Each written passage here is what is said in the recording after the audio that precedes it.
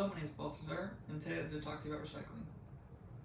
According to Encyclopedia Britannica's article called Animals and Plastic Bags, published November 18th, 2008, over 100,000 mammals and birds die each year due to thrown trash in plastic bags, and over 1 million marine animals die each year due to the same instances. So to help reduce waste and help our Earth, we need to reduce the amount of one-use items sold. We need to help clean our communities so we can keep the environment safe for people and animals, and we need to stop the problem at its source.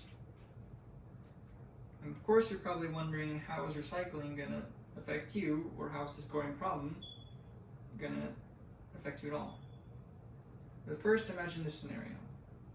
You walk into your house and you see your dog peeing. Are you going to clean the pee while he's still peeing, or are you going to yell at him and throw him out and then clean the pee? Hopefully you chose to throw him out, then clean the mess.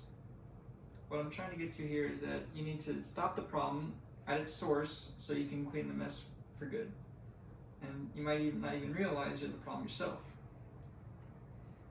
According to Conserve Energy Future, an article called Stop Littering, published September 27, 2017, author Rakesh states that laziness and carelessness are the biggest, if not the main, reasons for habitual littering.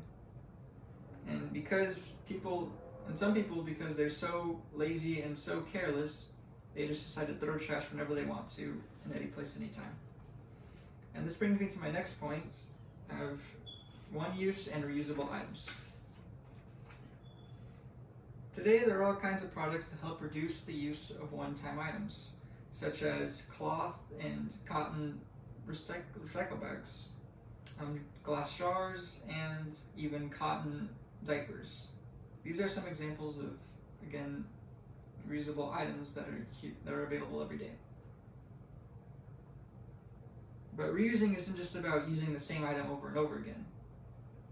According to Nature Code's Why Should We Turn to Reusable Items, published March 2nd, 2020, author Katie Sakura states that reusing isn't just about keeping containers and deciding that you did something good for the environment. It's about continuously reducing your waste and cleaning materials so that these reusable items consistently lower your carbon footprint.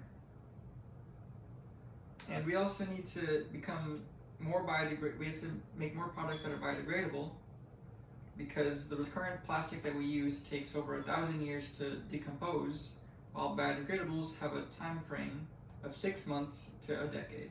And while it might not sound good on paper, it's better than the 1,000 years we have to wait for plastic. But until then, we need to worry about the environment as a whole, even if it means taking small steps at a time, such as cleaning the block or cleaning a beach. And there are hundreds of thousands of people who annually go around to communities or their own communities and clean their environments, like cleaning blocks or beaches or any sorts of those. You might know them as Adopt the Block or Adopt the Beach. And rather than smaller local groups looking to make a difference, they can rather be smaller local groups, or they can be big organizations that go around in other places, other states, maybe even other countries, to help clean the communities and help the environments for better the people and the animals. And one good example of a small community is Hoodline's article, Adopt the Spot Program, published February 20th, 2017.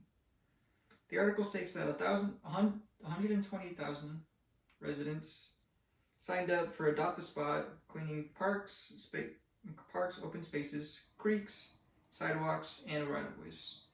And it was a perfect example of how small communities came together to just help around clean the environment for the people and, again, for the animals. But the problem is still growing, and you can imagine the problem like a fire. When it's small, you don't really worry about much. But when it's big and getting out of your control, that's when you have a problem. And in conclusion, you have to try to reduce the amount of one-use items that you use, help clean around your community and others for the environment, and again for the animals. And finally, try and stop the problem at its source so you can clean the mess up for good. And to close off, there's a quote from Mahatma Gandhi. Sorry. The earth provides enough for every man's needs, but not for every man's greed. Thank you.